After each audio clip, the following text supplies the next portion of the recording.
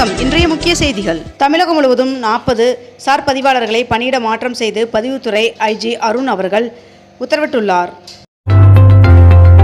அண்ணாமலை அவர்கள் புதிய இயக்கத்தை அறிவித்த அடுத்த 10 மணி நேரத்தில் 10 லட்சம் உறுப்பினர்கள் அவரது இயக்கத்தில் சேர பதிவு செய்துள்ளனர்.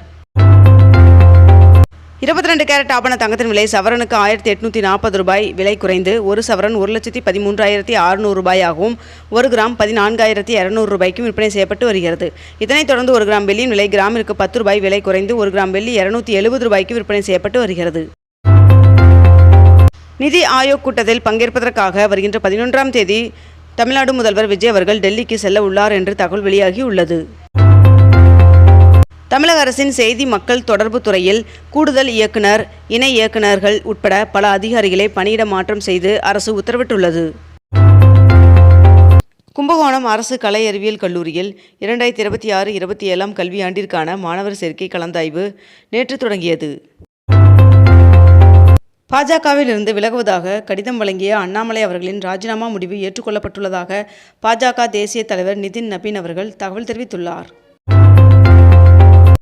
வங்கிகளின் குறுகிய கால கடனுக்காக ரெப்போ வட்டி விகிதம் 5.25% நீடிக்கும் என்று RBI கவர்னர் அறிவித்துள்ளார். தமிழ்நாட்டில் புதிய மக்கள் இயக்கம் தொடங்கியுள்ளதாக நடிகர் ரஜினிகாந்த் அவர்களின் மனைவி லதா ரஜினிகாந்த் அவர்கள் வீடியோ ஒன்றை பதிவிட்டுள்ளார். ட்ரோன்கள், நவீன கேமராக்கள் மூலம் எல்லையை பாதுகாக்க ஸ்மார்ட் பார்டர் திட்டத்தை மத்திய அரசு செயல்படுத்துவதாக உள்துறை அமைச்சர் அமித்ஷா அவர்கள் தெரிவித்துள்ளார். புதிய அரசியலை நோக்கி புதிய இயக்கத்தை உருவாக்க வேண்டுமென பாஜகவில் இருந்து வெளியேறினேன் என்று அண்ணாமலை அவர்கள் தெரிவித்துள்ளார். அமைச்சர்கள் யாரும் தவறு செய்ய வேண்டாம் என்றும் தவறு செய்பவர்கள் மீது உடனுக்குடன் கடுமையான நடவடிக்கை மேற்கொள்ளப்படும் என்றும் முதல்வர் விஜய் அவர்கள் எச்சரிக்கை விடுத்துள்ளார். மதுரை, பெங்களூரு இடையே வந்தே பாரத் ரயிலை நாகர்கோவில் வரை நீட்டிக்க வேண்டும் என்று பயணிகள் கோரிக்கை விடுத்துள்ளனர். சத்குருவின் காவேரி கூக்குரல் இயக்கம் மூலம் இந்த ஆண்டு 1,20,00,000 மரங்கள் நட இலக்கு நிர்ணயம் செய்யப்பட்டுள்ளதாக தெரிவிக்கப்பட்டுள்ளது. சென்னை மெட்ரோ ரயில் திட்டம் கட்டம் 2 வழித்தடம் 5 கடைசி கிரிடர் தயாரிப்பு பணி வெற்றிகரமாக நிறைவு பெற்றது. தமிழ்நாட்டில் நேற்று அதிகபட்சமாக சென்னையில் 106 டிகிரி ஃபாரன்ஹீட் வெயில் பதிவாகியுள்ளது. முதலமைச்சர் விஜய் அவர்களின் உத்தரவின்படி தமிழ்நாட்டில் 717 மதுக்கடைகள் முழுவதும் மூடப்பட்டன என்று டாஸ்மாக் நிர்வாகம் தெரிவித்துள்ளது. புதிய இயக்கம் தொடங்கிய பின்னர் சென்னை விமான நிலையம் வந்த அண்ணாமலை அவர்களுக்கு ஆதரவாளர்கள் உற்சாக வரவேற்பு அளித்துள்ளனர். திருச்செந்தூர் கோவில் முறைகேடுகள் தொடர்பாக விசாரிக்க 6 பேர் கொண்ட குழு அமைத்து இந்து சமய அறநிலையத்துறை அமைச்சர் ரமேஷ் அவர்கள் உத்தரவிட்டுள்ளார். பாஜகவின் பதவியில் இருக்கும் நிர்வாகிகள் கட்சி பதவியை ராஜினாமா செய்துவிட்டு அண்ணாமலை அவர்கள் தொடங்கிய புதிய இயக்கத்தில் இணைந்து வருகின்றனர். இந்தியாவில் 3 லட்சம் கோடி ரூபாய் முதலீடு செய்வதுடன் 5 ஜிகாவாட் அளவிலான தரவு மையம் ஒன்றை ஏர் ட்ரங்க் நிறுவனம் அமைக்க உள்ளதாக பிரதமர் நரேந்திர மோடி அவர்கள் அறிவித்துள்ளார். முதலமைச்சர் விஜய் அவர்களின் தலைமையிலான தாவேக அரசின் முதல் சட்டப்பேரவை கூட்டத்தொடர் ஜூன் 18ஆம் தேதி ஆளுநர் உரையுடன் தொடங்குகிறது என்று தகவல் வெளியாகியுள்ளது. ஜூன் 11ஆம் தேதி டெல்லியில் அனைத்து மாநில முதல்வர்களும் பங்கேற்கும் நிதி ஆயோக் கூட்டத்தில் பங்கேற்க தமிழக முதல்வர் விஜய் அவர்கள் டெல்லி செல்ல உள்ளதாக தகவல் வெளியாகியுள்ளது. அண்ணாமலை அவர்கள் நம்மை இயக்கம் என்ற தளத்தை தொடங்கியுள்ளார். மேலும் மேற்கண்ட இந்த இணையதளத்தின் மூலம் இந்த இயக்கத்தில் இணைந்து கொள்ளலாம் என்றும் தெரிவிக்கப்பட்டுள்ளது. தமிழ்நாட்டில் அடுத்த பொதுத் தேர்தலில் நான் தொடங்கும் அரசியல் கட்சி போட்டியிடும் என்று அண்ணாமலை அவர்கள் தெரிவித்துள்ளார்.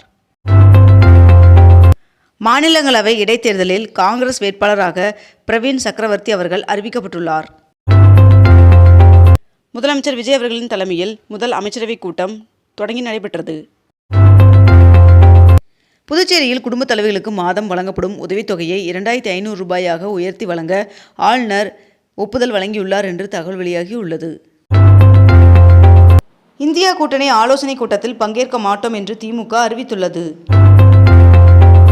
18,600 கோடி ரூபாய் முதலீட்டில் 8,200 நபர்களுக்கு உறுதியளிக்கப்பட்ட வேலைவாய்ப்பு வழங்கும் வகையில் தமிழ்நாட்டில் L&T நிறுவனம் 3 திட்டங்கள் மேற்கொள்வதற்கு முதல்வர் விஜய் அவர்களின் முன்னிலையில் புரிந்துணர்வு ஒப்பந்தம் மேற்கொள்ளப்பட்டது. ரஷ்யாவின் செயின்ட் பீட்டர்ஸ்பர்க் நகரின் மீது உக்ரைன் நேற்று மிகப்பெரிய ட்ரோன் தாக்குதலை நடத்தியுள்ளது. காலை உணவு திட்டத்தின் ஒப்பந்தம் முடிந்த நிலையில் மேலும் 3 மாதம் ஒப்பந்தத்தை நீட்டித்து தமிழ்நாடு அரசு உத்தரவிட்டுள்ளது. IPS அதிகாரிகள் 7 பேரை பணியிட மாற்றம் செய்து தமிழ்நாடு அரசு உத்தரவிட்டுள்ளது.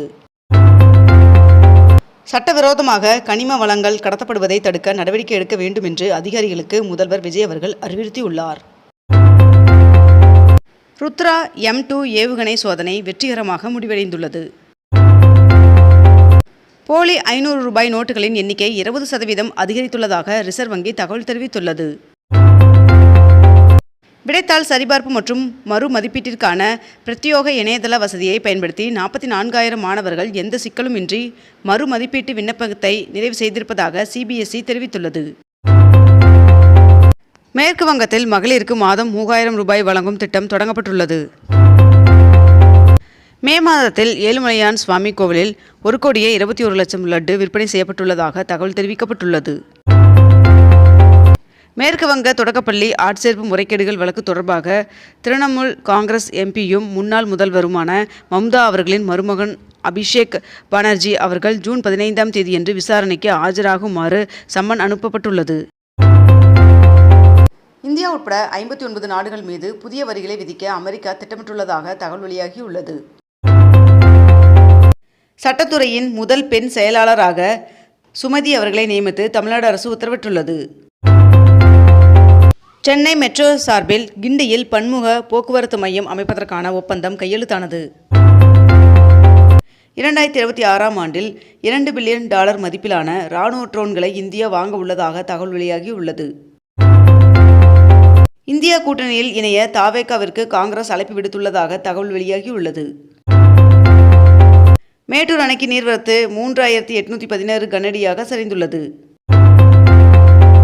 தங்க நகை மதிப்பீட்டாளர் பயிற்சி வருகின்ற ஜூன் 15ஆம் தேதி முதல் 19ஆம் தேதி வரை 5 நாட்கள் நடைபெற உள்ளதாக தெரிவிக்கப்பட்டுள்ளது. CBSEயின் புதிய தலைவராக லோகண்டே பிரசாந்த் சீதாராம் அவர்கள் நியமனம் செய்யப்பட்டுள்ளார். கோவை மாவட்ட பஞ்சாயத்திற்கு தேசிய விருது கிடைத்துள்ளது. விமான எரிபொருள் விலையை கட்டுப்படுத்த மத்திய அரசு 10,000 கோடி ரூபாய் நிதி ஒதுக்கி உள்ளது என்று தகவல் வெளியாகியுள்ளது. கர்நாடகாவின் 25வது முதலமைச்சராக T.K. சிவகுமார் அவர்கள் பதவியேற்றார். கர்நாடக முதலமைச்சராக பொறுப்பேற்றுள்ள T.K. சிவகுமார் அவர்களுக்கு பிரதமர் நரேந்திர மோடி அவர்கள் வாழ்த்து தெரிவித்துள்ளார். தமிழ்நாடு முழுவதும் மாவட்ட வாரியாக பொறுப்பு அமைச்சர்களை நியமனம் செய்துள்ளார் முதலமைச்சர் ஜோசப் விஜய் அவர்கள். இத்துடன் இன்றைய தலைப்புச் செய்திகள் நிறைவடைந்தன. மேலும் இதுபோன்ற அண்மை தகவல்களை உடனுக்குடன் தெரிந்து கொள்ள அக்னிபூ சேனலை சப்ஸ்கிரைப் செய்து கொண்டு தொடர்ந்து இணைந்திருங்கள். நன்றி, வணக்கம்.